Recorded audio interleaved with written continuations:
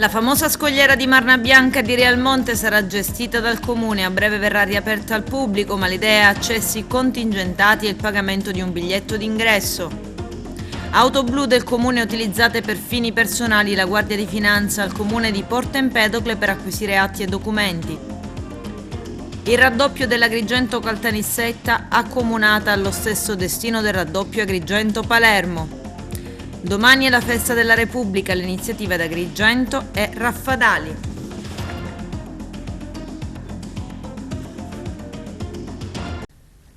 Bentrovati gentili telespettatori al nostro appuntamento con l'informazione. La Scala dei Turchi a Realmonte sarà presto riaperta alla fruizione, a gestirla sarà il comune. Si pensa a contingentare gli ingressi al pagamento di un biglietto d'ingresso. Vediamo.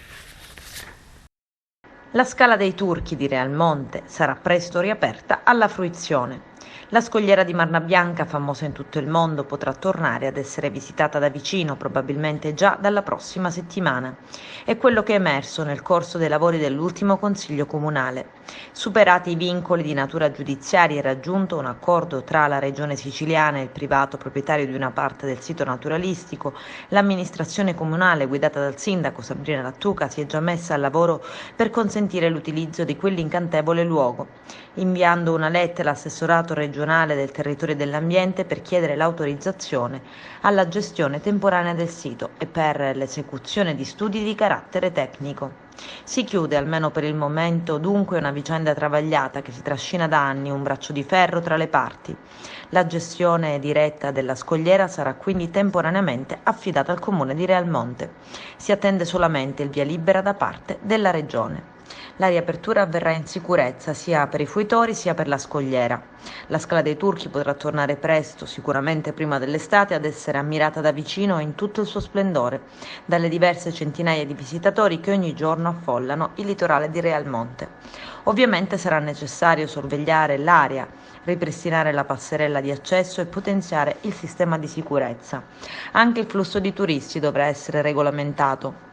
Una delle proposte avanzate è quella di consentire la visita ad un massimo di 50 persone alla volta per un tempo determinato e non oltre le 2000 presenze al giorno, ma al momento sono solo pareri. Una sorta di regolamento che eviti il verificarsi di danni alla preziosa Marna Bianca. Tra le proposte che prendono piede c'è anche quella dell'istituzione di un biglietto di ingresso, si pensa a un ticket di 3 euro, soldi che verrebbero reinvestiti nel sistema di tutela, manutenzione, valorizzazione e promozione dello stesso sito naturalistico. E ci spostiamo nel Trapanese per parlare di un altro luogo di rilievo naturalistico e simbolo di bellezza. Andiamo a Scopello, dopo 42 anni, nuova marcia per difendere lo stesso territorio. Obiettivo: bloccare la cementificazione. Vediamo. Far riflettere, sì, già ne eravamo consapevoli, in questi ultimi tempi stiamo vedendo proprio un vero e proprio assalto di nuovo al territorio. Tutte le cose non vengono per definizione e per sempre mantenute se non le difendi di volta in volta, e questo è il classico esempio. Anche se la riserva direttamente non viene toccata, perché però tutto intorno c'è tutto un fiorire di abusivismo, chiusure di varchi a mare, eccetera eccetera. Questo ci fa senza dubbio pensare che dobbiamo di nuovo ricominciare non solo a tenere d'ora in poi la difesa sempre alta, perché appena ci rilassiamo un poco il punto di equilibrio ancora non è uno sviluppo naturale del territorio, ancora il punto di equilibrio è la tendenza all'abusivismo e all'utilizzo feroce del territorio. E i signori del cemento, i signori che hanno una visione proprio predatoria del territorio. Il territorio deve servire all'uomo per abitarlo, ma anche per goderlo, ma soprattutto deve servire alla natura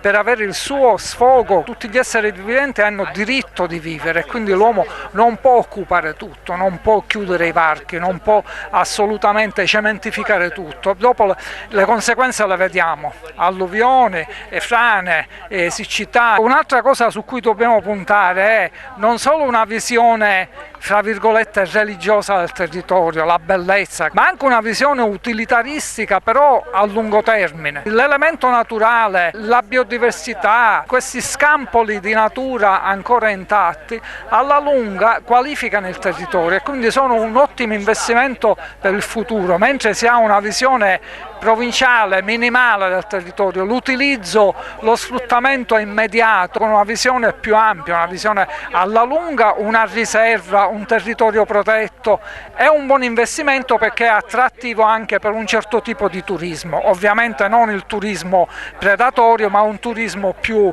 ecocompatibile. Come se dicessimo in sintesi l'economia di pochi che cozza contro l'economia di tanti. Ecco sì, l'economia di pochi, l'utilizzo di pochi che va a danneggiare l'economia diciamo generale, il bene comune. Noi dobbiamo fare in modo che la gente si renda conto che il bene comune è più utile che il bene del singolo e l'utilizzo, ripeto, immediato e predatorio del territorio. Lei 42 anni addietro c'era a marciare per difendere dove siamo? Io 42 anni addietro c'ero, con la mia età c'ero, ho vissuto sempre questa svolta epocale perché la nascita della riserva dello Zingaro è stato il punto di partenza di un effetto meraviglioso per cui dopo si sono create tante altre riserve. La Sicilia paradossalmente è diventata diciamo, una delle regioni più avanzate d'Italia nella gestione del territorio, però dopo c'è sempre una cosa, siamo bravi a fare le buone leggi, dopo nella gestione quotidiana, pratica di queste leggi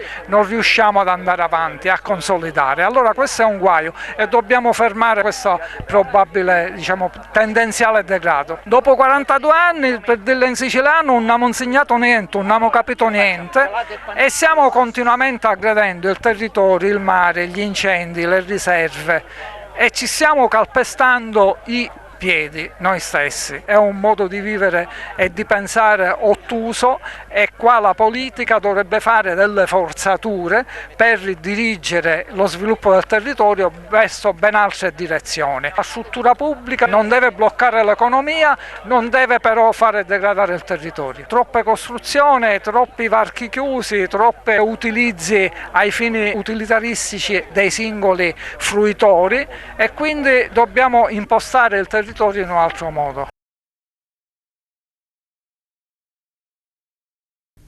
Auto del comune di Porto Empedocle utilizzate per fini personali. La procura di Agrigento ha aperto un fascicolo d'inchiesta per l'ipotesi di reato di peculato. I finanzieri della locale tenenza hanno acquisito atti e documenti in municipio. Sull'identità degli indagati, così come sull'intera attività investigativa, vige la massima riservatezza e nessuna dichiarazione è stata rilasciata. Le attenzioni delle Fiamme Gialle sono rivolte al parco macchine nella disponibilità dell'ente e su un eventuale utilizzo improprio di queste ultimi per fine privati. Si apprende che le ipotesi di reato sono relative a fatti recenti, ovvero da gennaio scorso. Viabilità. Il cantiere delle opere di raddoppio dell'Agrigento-Palermo sta accumulando numerosi ritardi, un destino condiviso con i lavori del raddoppio dell'Agrigento-Caltanissetta. Il nostro direttore Arturo Cantella.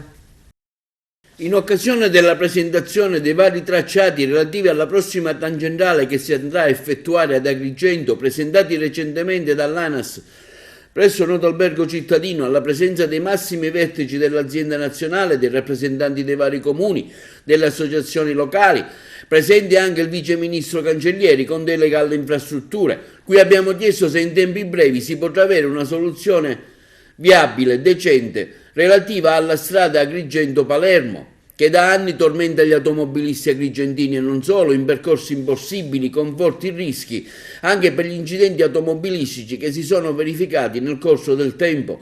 Una storia infinita fatta di ritardi, rinvii dovuti alle varie vicissitudini legate anche all'azienda Costruzioni che per via di vicende giudiziarie e fallimentari ha notevolmente ritardato la conclusione dell'opera.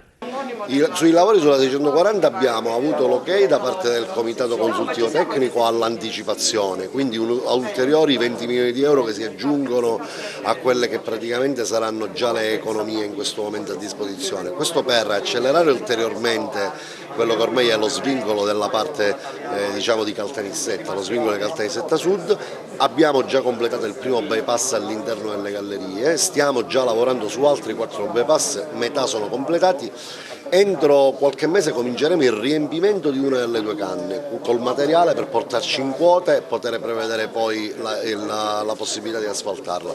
Anche lì stiamo lavorando intensamente, abbiamo ripreso quello che era un cantiere che praticamente era morto, lo abbiamo rimesso di nuovo in piedi e oggi, grazie anche alla nomina del commissario straordinario da parte del governo, che è l'ingegnere Celia, stiamo andando avanti anche speditamente. Abbiamo risolto tutta una serie di questioni. Oggi andare a prendere la A19 dalle zone dell'Agrigentino è molto più semplice rispetto, diciamo, a qualche mese fa, quando invece si doveva per forza passare dal centro abitato di Caltanissetta. Dobbiamo certamente concludere l'opera e io spero che anche le gallerie, i nuovi viadotti che si devono realizzare siano completati nel più breve tempo possibile. E non poteva mancare l'Agrigento-Palermo, purtroppo abbiamo sempre dei cantieri, insomma, acceleriamo ma insomma non si arriva a una conclusione definitiva della strada. Beh, anche lì abbiamo avuto l'ok all'anticipazione, quindi le aziende mi hanno promesso che entro la fine di questo mese mi faranno avere un nuovo cronoprogramma nel quale le date saranno anticipate. Io voglio vedere prima dell'inizio dell'estate intanto l'eliminazione di tutti i semafori. C'erano 14, adesso ce ne sono 2, io non voglio vedere neanche più quei 2, voglio vedere una strada che sia scorrevole, quantomeno dal punto di vista dei semafori che intoppano, diciamo, la viabilità. Dopodiché toglieremo tutta una serie di cantieri aperti perché li concluderemo e io spero entro la fine dell'estate di poter riaprire gli scorciavacche, perché scriva però la fine a quella che è stata la vergogna, perché quello è stato l'emblema di una gestione sventurata, di una gestione che non è stata, diciamo, portata avanti nel bene della collettività. Però anche lì, liberando queste risorse, queste somme, ovviamente adesso c'è una grande tranquillità nel cantiere. Io spero che adesso segua una grande vivacità, perché voglio vedere almeno 5 milioni di euro di produzione mensile su quel cantiere. Se facciamo così, l'opera ovviamente nel giro di un anno la completiamo. I dipendenti Almaviva in corteo al Foro Italico a Palermo sono ancora in attesa di un confronto tra le parti a pochissimi giorni dal licenziamento collettivo. 300 lavoratori del call center rischiano infatti il posto di lavoro. Vediamo. Una vertenza lavorativa ormai incancrenita. Sì, davvero, credo che incancrenita sia la parola giusta. Noi ci aspettiamo che in queste ore arrivi finalmente un segnale dal Ministero del Lavoro. Non è possibile lasciare centinaia di persone così, senza sapere quale sarà il loro destino e far passare il concetto che in questo paese si fanno accordi, si possono poi, come dire, disdire di fatto senza alcun motivo e non succede nulla. Ecco, questo è davvero intollerabile. Noi dobbiamo dimostrare, e queste lavoratrici e questi lavoratori tutti i giorni stanno provando a farlo, che questo è ancora un paese civile. È un paese dove appunto i diritti e i problemi del lavoro vengono affrontati nei luoghi giusti, nelle istituzioni. La situazione va precipitando, perché come abbiamo detto in vari posti istituzionali, dal Presidente della Regione al Prefetto, dove oggi riandremo, abbiamo paventato la minaccia che si sta concretizzando, che il problema non è più soltanto ITA, cioè ITA era, diciamo, la punta dell'iceberg, adesso noi abbiamo anche i lavoratori del 1500 di Almaviva che sono all'80% di ammortizzatore. Questo significa che è una commessa che sta morendo, quindi ovviamente l'emergenza sono i lavoratori di Almaviva e di Covisian che sono sulla commessa ex Alitalia, ma sicuramente il problema adesso saranno tutte le altre commesse, perché se noi facciamo andare in malora un accordo ministeriale firmato con le istituzioni che non ha più valore dopo 6 mesi, si capisce bene che anche le altre aziende che stanno osservando questa vertenza cominceranno a, diciamo, boicottare la clausola sociale in maniera seria. E nonostante questo anche la politica non sta facendo la sua parte, perché mentre ci danno pacche sulle spalle, il giorno 9 marzo al Senato si è approvata una norma che alcuni urlano alla miglioria della clausola sociale. Io dico che è uno scandalo, perché dalla parola obbligo si passerà a facoltà se questa norma verrà modificata. Sicuramente qualcuno sta ritardando perché vuole approfittare di scaricarsi dal pubblico ITA e quindi poi chi verrà vedrà. A noi preoccupa perché fra 20 giorni i lavoratori avranno il licenziamento a casa e quindi non si può più giocare. Noi abbiamo fatto una procedura con Confindustria e Covisian dove si è chiusa negativamente e adesso per legge dovrebbero convocarci, ma ancora, diciamo, le istituzioni latitano. Abbiamo incontrato di tutti, soprattutto durante questa campagna elettorale a Palermo sono venuti i big della politica di destra, di sinistra, di centro, e abbiamo un po' incontrato tutti con delle delegazioni lavoratori, tante pacche sulle spalle, tante belle parole, ma ancora i fatti non li vediamo. Io sono una lavoratrice del 1500, adesso siamo più di 200 lavoratori che siamo stati chiamati a fronteggiare un'emergenza che ci ha coinvolto tutti. Adesso ci troviamo invece a fronteggiare un'emergenza economica, perché siamo arrivati a una cassa integrazione di circa 80%, purtroppo per un brusco calo dei volumi non indifferente. Ora io sono una lavoratrice part-time come me e tanti altri miei colleghi, dove prima eravamo riusciti con i nostri sforzi a creare un equilibrio economico, adesso con l'80% di CIGS questo equilibrio economico viene assolutamente meno. Accessi abusivi al sistema informatico del comune per ridurre o annullare impostazioni fiscali IMU e Tari di familiari e conoscenti. Per un dipendente del comune di Palermo, Mario Filì, 55 anni, addetto al servizio tributi, è scattata la sospensione dell'esercizio pubblico per la durata di un anno. Ad eseguire la misura cautelare emessa dal GIP del Tribunale del Capoluogo siciliano su richiesta dalla locale procura sono stati i finanzieri del Comando provinciale. L'accusa per lui è di frode informatica e accesso abusivo ad un sistema informatico. Dalle indagini è emerso che l'uomo avrebbe reiterato le ipotizzate condotte illecite anche dopo essere stato trasferito a un altro ufficio a seguito di un procedimento disciplinare aperto nei suoi confronti. A far scattare l'operazione sconto di imposte ai finanzieri del Comando provinciale di Palermo. L'indagato deve adesso rispondere di frode informatica e accesso abusivo a un sistema informatico. Ora quello di mio figlio, tu mi hai detto che si deve aggiornare, la dobbiamo aggiornare, e allora che devo fare? Allora fammi una fotografia di quelle che ci arrivate, del dettaglio così. E andare là sistemato, perché chi se ne va al cassetto dei debutti. Il debutto lo vedo insieme a cosa, tra cui ho nella carpetta nominativa con la misura, perché ce l'ho, diciamo. Mario Bo, ex dirigente della squadra mobile di Trieste, tra gli imputati al processo sul depistaggio sulla strage di via D'Amelio, costata la vita al giudice Paolo Borsellino e 5 agenti della scorta, reso delle dichiarazioni spontanee nelle scorse ore. I dettagli nel servizio. Sono assolutamente estraneo ai fatti contestatemi in questo processo che già mi ha procurato non pochi danni fisici e morali.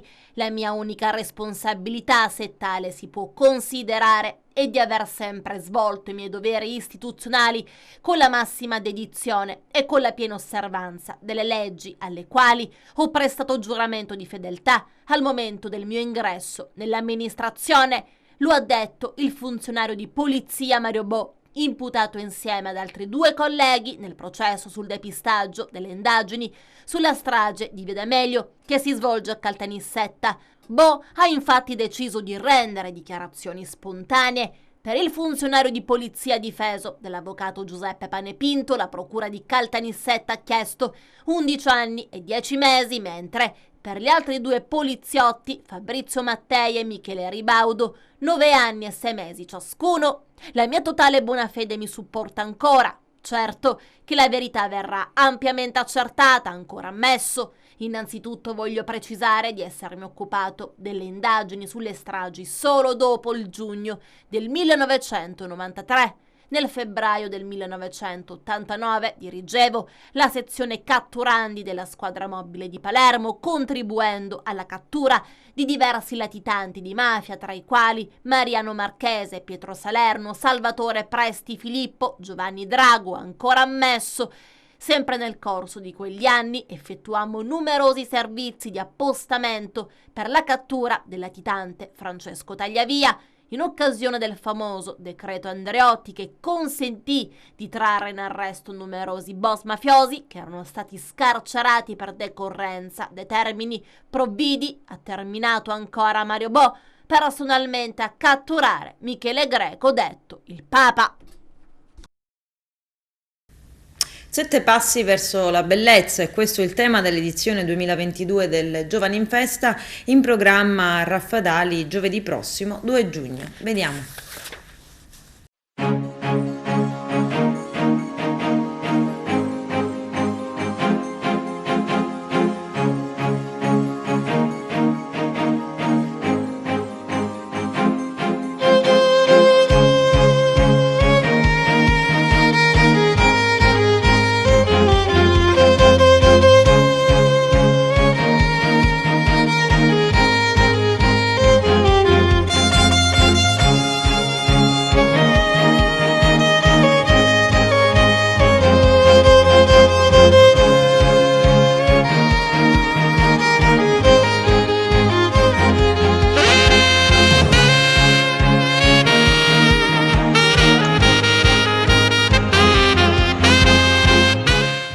sarà proprio una bella festa a Raffadale.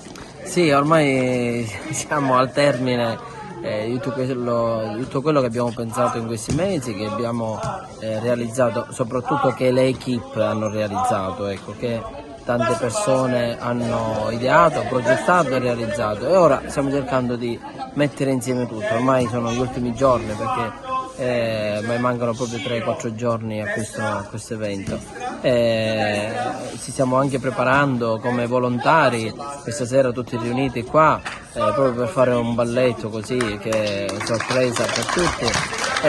Insomma, una bella occasione da parte della comunità, molto fermento da parte di tutti, da parte di chiunque. Già il paese è stato addobbato a festa, bandierine, molte altre cose che non vorrei dire, perché così almeno c'è la sorpresa. Le scopriremo il 2. Invitiamo quindi le persone. Invitiamo soprattutto i ragazzi, i giovani della nostra diocesi, delle varie parrocchie, proprio a venire a partecipare, a vivere con noi questo momento di gioia, di festa che insomma abbiamo preparato. È da 3 anni che lo dobbiamo fare a Raffadale, quindi non ci sembra l'ora come comunità di accogliere e di finalmente realizzare questo.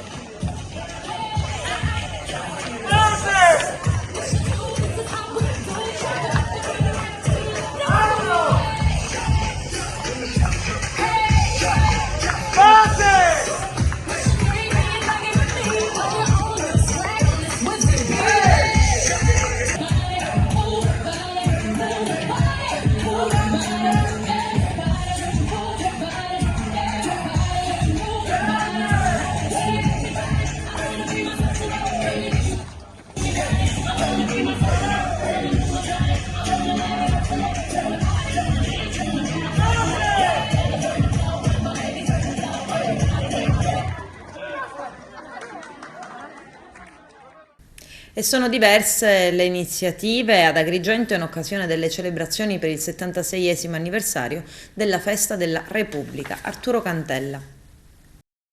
Diverse e tante sono le iniziative organizzate dalla Prefettura di Agrigento nell'ambito dell'anniversario della Fondazione della Repubblica, giunta al suo 76esimo anno, il prossimo 2 giugno. In particolare la sera del 1 giugno alle ore 20:30 presso il Teatro Pirandello di Agrigento sarà tenuto un concerto a cura del Conservatorio di Musica Toscanini di Ribera e verranno consegnate 2 onorificenze a personale in servizio presso la Prefettura di Agrigento. Nella mattinata del 2 giugno alle ore 8:30 verrà invece la deposizione della colora di alloro al monumento del Millite Ignoto presso la Villa Bonfiglio al Viale della Vittoria a cura del prefetto Maria Rita Cocciufa.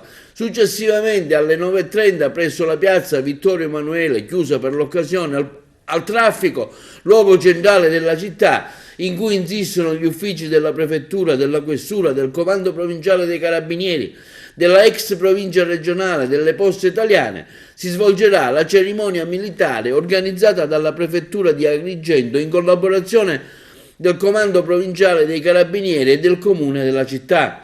Si procederà quindi alla cerimonia dell'alzabandiera e all'esecuzione dell'inno di Mameli da parte degli studenti del liceo classico a indirizzo musicale Empedocle di Agrigento. A seguire la lettura del messaggio del Presidente della Repubblica, quindi l'intervento del prefetto Cocciufa.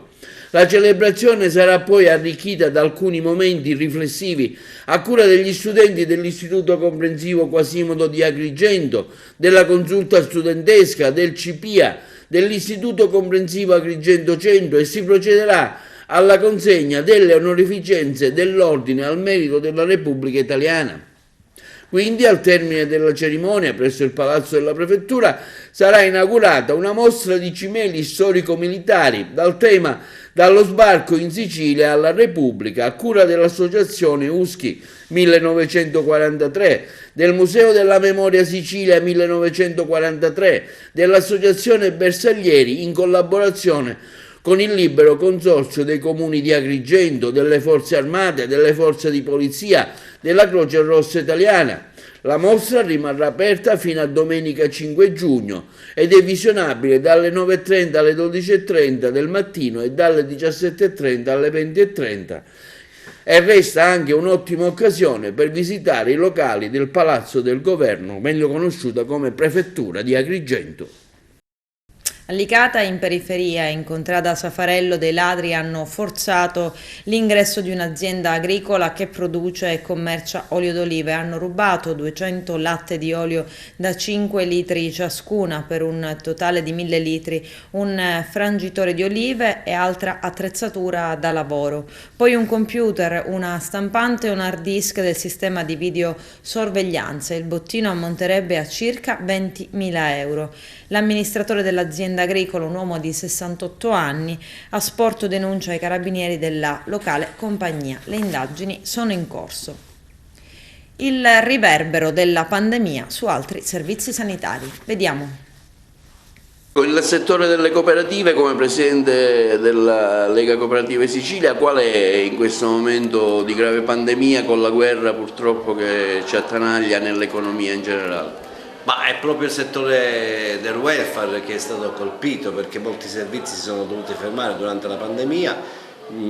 Abbiamo dato un servizio ai cittadini, purtroppo la sanità è stata un po' confinata solo a chi aveva bisogno appunto di un intervento per il Covid, e quindi tutti i servizi di base si sono un po' ristretti e sospesi. La cooperazione ha comunque continuato a dare sostegno a chi aveva bisogno, mi riferisco all'RSA, mi riferisco ai centri per i bambini, mi riferisco all'assistenza di chi che aveva bisogno, quindi siamo stati penalizzati, diciamo, dal pubblico, ma non abbiamo arretrato di un passo, abbiamo continuato a dare servizi essenziali al cittadino. Non solo Covid, negli hub di Messina nasce la città dei vaccini, le somministrazioni dai 5 anni in su. Vediamo. Sono stati illustrati nella fiera di Messina i dettagli dell'iniziativa La città dei vaccini. Da oggi gli 8 hub vaccinali della provincia effettueranno non solo vaccini contro il Covid, ma anche le tipologie di vaccino previste dal calendario vaccinale per i soggetti al di sopra dei 5 anni, come difterite, tetano, polio, pertosse, morbillo, rosolia e varicella. Per tali somministrazioni partiranno chiamate attive da parte di un team specializzato che contatterà tutta la popolazione interessata con l'obiettivo del massimo coinvolgimento. Sarà avviata anche una piattaforma per agevolare le prenotazioni all'utenza, che potrà poi recarsi negli hub Fiera di Messina e negli altri 7 dislocati in provincia: i centri vaccinali di Letojanni, Milazzo Parco Corolla, Barcellona Pozzo di Gotto, Patti, Sant'Agata di Militello, Mistretta, Lipari Isole Olie, per ricevere il vaccino. La città dei vaccini è un'idea che è venuta lavorando appunto con la SARS-CoV, è quello di migliorare appunto le performance vaccinali dell'ASP, in questo caso collaborati dalla struttura commissariale che ci ha accompagnato per tutto questo lunghissimo periodo durante appunto la pandemia. Ci siamo accorti praticamente che in effetti l'adesione alla campagna vaccinale non solo della SARS-CoV, ma quella dei vaccini LEA, cioè quelli obbligatori, diciamo, per legge, è sempre stata carente in questa città. Quindi, diciamo, l'opportunità che abbiamo è di utilizzare una piattaforma ormai rodata come quella che abbiamo utilizzato per la campagna vaccinale Covid, la vogliamo estendere invece a una più ampia fascia di vaccini che vanno appunto da quelli dai 5 anni in poi. Abbiamo lasciato fuori ovviamente solamente quelli dai 0 ai 5 anni, che continuano a essere fatti appunto nei nostri centri vaccinali, quelli organizzati normalmente. Tutto il resto vorremmo concentrarlo, senza comunque nulla togliere agli altri centri vaccinali, qui all'interno della fiera, che è diventato ormai comunque un punto di riferimento conosciuto e anche facile da raggiungere da parte della popolazione. Penso appunto alla vaccinazione antipneumococcica, per esempio, che potrebbe essere la prima che può essere avviata in previsione poi dell'autunno, quando arriverà un'altra volta l'influenza, e anche questo vaccino antipneumococcico ha dimostrato soprattutto ai soggetti over 65 di essere un vaccino efficace e utile a prevenire le complicanze polmonari dell'influenza. Nell'ambito delle attività della struttura commissariale abbiamo immaginato che un punto vaccinale per distretto sanitario possa raccogliere nell'immaginario del cittadino l'opportunità di vaccinarsi sia per il Covid così come per le altre vaccinazioni da 5 anni a salire, che siano quelli dei cosiddetti livelli essenziali di assistenza, che può essere lo pneumococco, il papilloma piuttosto che la parotite. Questa è un'opportunità per dare ovviamente al cittadino la valorizzazione del concetto di prevenzione. La vaccinazione è l'esempio emblematico di prevenzione primaria e l'occasione è per coprire quel gap culturale che abbiamo scoperto esserci qui in questa parte di provincia, ma a Messina città, così come nella zona ionica, così come da altre parti, che serve comunque a far capire l'importanza della vaccinazione al cittadino, che poi è una vaccinazione di un tipo rispetto ad un'altra, ovviamente cambia poco. Noi ci interessa dare offerte assistenziali e di salute alla collettività. Adesso c'è la pubblicità, a tra poco vi aspetto. L'assessore ai servizi sociali del comune di Agrigento, Marco Vullo, consegna delle pergamene ai bambini della scuola Manhattan del villaggio Peruzzo. Arturo Cantella. Oggi gli alunni incontrano le istituzioni, un tour qui al comune, al teatro, insomma un'iniziativa sicuramente lodevole. Un momento di integrazione, di solidarietà, grazie all'iniziativa dell'insegnante Antonella Marra della scuola Manhattan del villaggio Peruzzo. Che cosa vuole significare? I bambini che oggi sono stati premiati dall'assessorato ai servizi sociali come alfieri della solidarietà hanno dimostrato, grazie all'arrivo di un bambino della Tunisia, un momento di integrazione straordinaria, semplice, genuino, e questo ha consentito oggi a noi di poter riconoscere a loro questa grande opportunità che si è sposata anche attraverso la conoscenza delle istituzioni. Siamo stati in visita al Teatro Pirandello, siamo stati in visita al Collegio dei Filippini e infine qui in Aula Sollano, dove il Presidente del Consiglio ci ha ospitati e abbiamo fatto questa bella consegna, questa cerimonia festante. Sarà l'inizio di altri momenti, perché penseremo anche a continuare questo tour con i bambini delle altre scuole e speriamo che possiamo instaurare e innescare nel meccanismo generale quei sentimenti di pace, di volontà, di integrazione e di solidarietà che questa città sicuramente ne ha tanto di bisogno. Il Consiglio Comunale è aperto oggi alle istituzioni locali, ai ragazzi della scuola Manhattan, i futuri giovani che porteranno avanti l'Italia. Ecco, lei ha voluto dare anche un insegnamento in questo senso come Presidente del Consiglio Comunale di Agrigento, massimo esponente delle istituzioni agrigentine. Allora, hanno visitato oggi quello che è il Parlamento della città di Agrigento. Non capita spesso di vedere i ragazzi occupare questi scranni. Ecco, quindi vorrei che di queste occasioni si moltiplicassero, perché i giovani sono il nostro futuro, sono la nostra prospettiva, la più grande agenzia educativa che deve formare non solo l'ingegnere, l'architetto, l'avvocato, il libero professionista, ma un grande obiettivo, quello di formare il cittadino. Ilaria Settembrino ha voluto essere presente anche a queste iniziative in rappresentanza anche del Consiglio Comunale, una presenza femminile. Un'iniziativa sicuramente bella, no? Sì, ringrazio l'amministrazione e l'assessore Vullo per avermi coinvolta in questa giornata bellissima. Del resto non poteva essere diversamente, perché quando ci sono i bambini con la loro semplicità e la loro gioia e spontaneità rendono tutto molto più bello.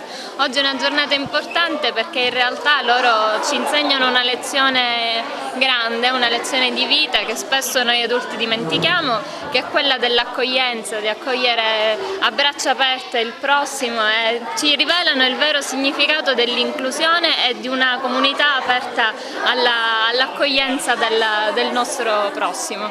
Una visita sicuramente positiva, questo incontro tra i bambini futuri alfieri del mondo, insomma, e la scuola. Sì, oggi una bella iniziativa, una bella giornata con i ragazzi del Plesso Manhattan, che sono stati premiati come alfieri della solidarietà perché hanno accolto in maniera strepitosa un ragazzo extracomunitario e tutti quanti si sono impegnati affinché la presenza di questo ragazzo, di questo bambino, venisse fatta nel modo più possibile e immaginabile, bella, accogliente, con estremo entusiasmo, ripeto, i ragazzi lo hanno reso subito uno di loro, e questo è a testimonianza del lavoro che i docenti fanno e soprattutto di quello che ogni giorno cerchiamo di inculcare alle giovani generazioni. Quindi un grazie anche all'amministrazione per la sensibilità dimostrata, all'assessore Vullo per essere stato, diciamo, l'artefice assieme ai docenti, con in testa la docente Marra, per questa bella attività che pone i ragazzi, ripeto, come cittadini del futuro. Ecco, come genitore assistito all'evento, come valuta questa iniziativa e un incontro tra gli alunni e le istituzioni? Noi siamo assolutamente orgogliosi dei nostri bambini, assolutamente orgogliosi di quello che i docenti hanno potuto organizzare per loro e veramente grati all'amministrazione e a quello che è stato fatto per i nostri bambini. È un'iniziativa che ricorderanno veramente sempre nella loro vita e terranno nel cuore.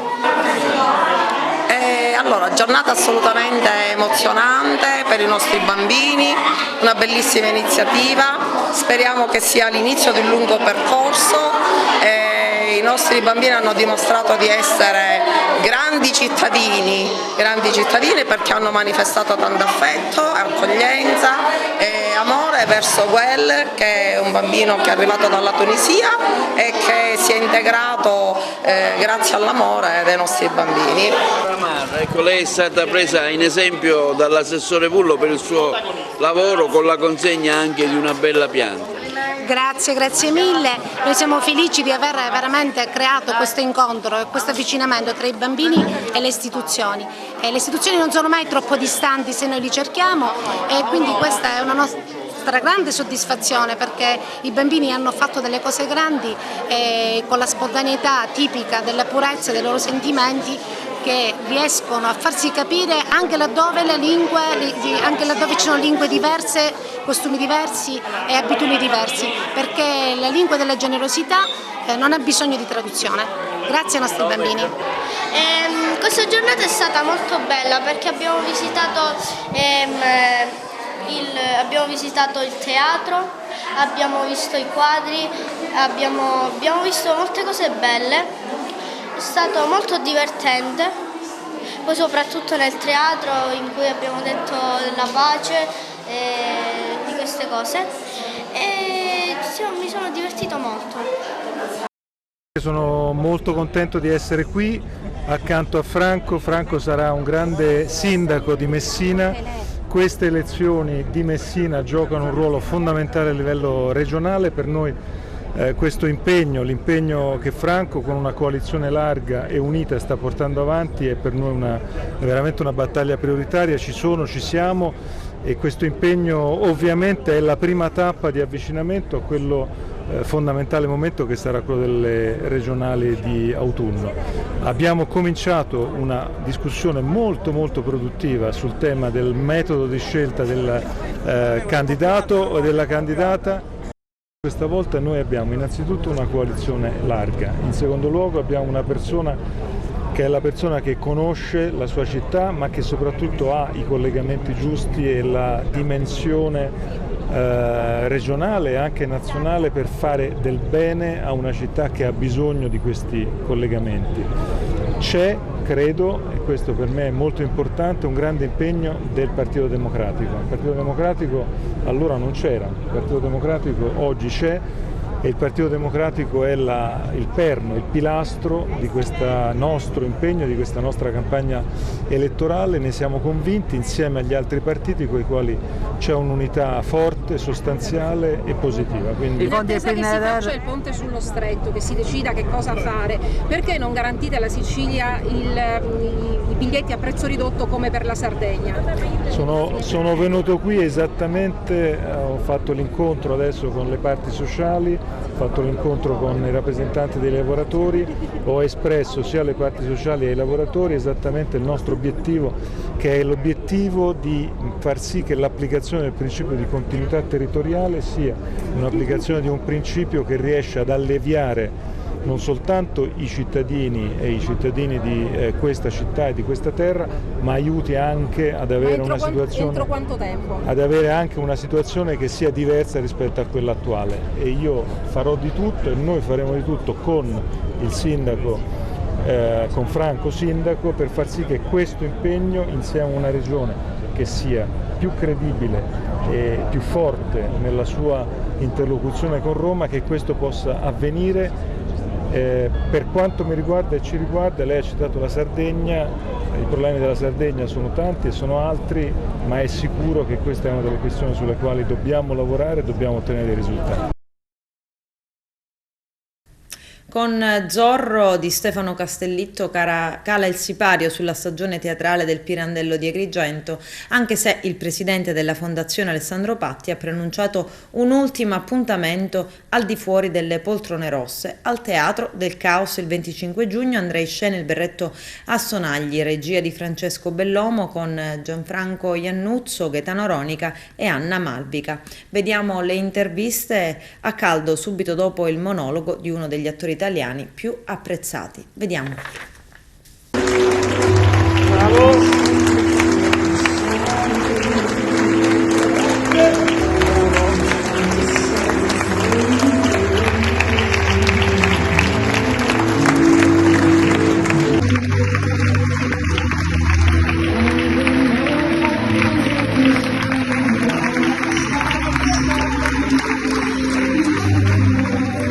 Piaciuto lo spettacolo?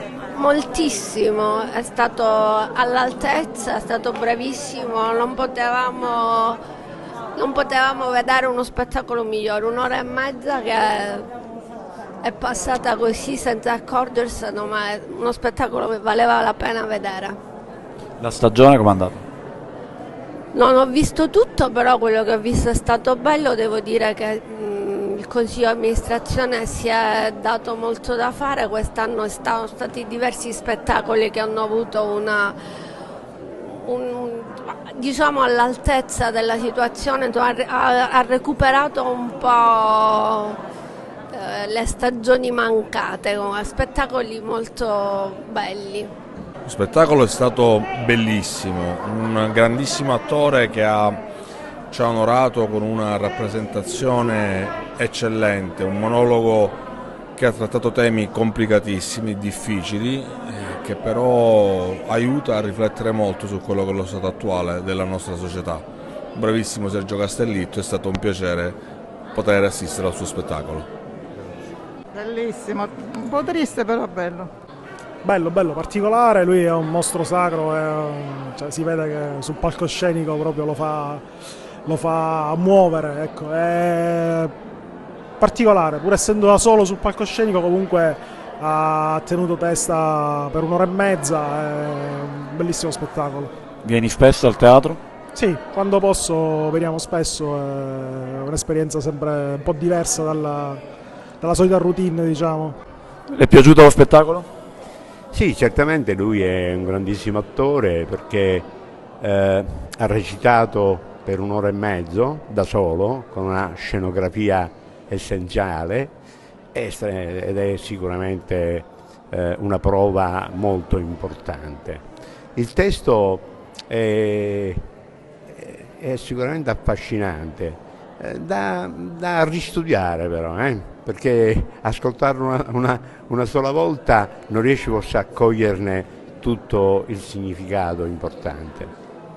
A me è piaciuto soprattutto l'interpretazione di Castellitto, che ha dimostrato di essere un grande attore, perché sostenere un monologo con un testo così particolare è drammatico e in effetti indice di grande bravura. Un meraviglioso Castellitto, tanto bravo quanto al cinema quanto in teatro, un messaggio forte, un testo, un teatro di parola, un monologo portato avanti con ritmo, con alta temperatura e con grande sincerità. Ho apprezzato le sue lacrime, i suoi sorrisi, perché insieme in questo grande contrasto hanno permesso di regalare quello che il teatro ha come dovere, la catarsi.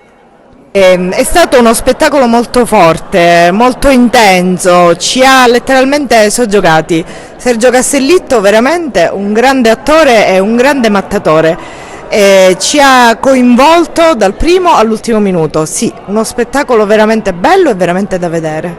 Molto bello, interessante, vabbè, Castellitto è una garanzia comunque sicuramente, quindi l'abbiamo visto con piacere. Tra gli spettacoli che hai visto quest'anno, quale ti è piaciuto di più?